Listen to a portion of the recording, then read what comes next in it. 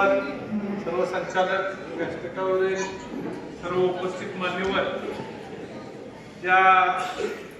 गुरुजनांचा सत्कार केला ते सर्व गुरुजन,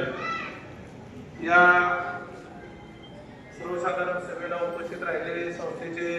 सर्व सभासद बंधू भगिनी, आज संस्थेची सर्वसाधारण सभा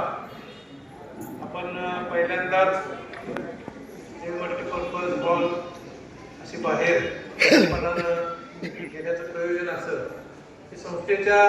कामकाजाचा व्याप 60 कोटी 65 कोटीच्या पुढे गेलेला आहे। संस्था आता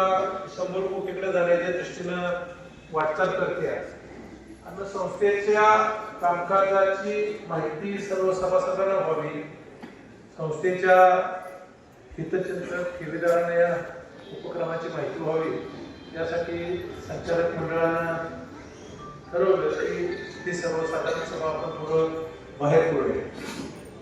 या सभेच्या निमित्तानं एक वेगळा उपक्रम काय करावा अशी थोडी चर्चा झाली आणि मग या गुरुजनांनी आपल्या या ठिकाणी ज्ञानदानाचं काम केलं। ज्ञानदानाच्या कामाबरोबरीनं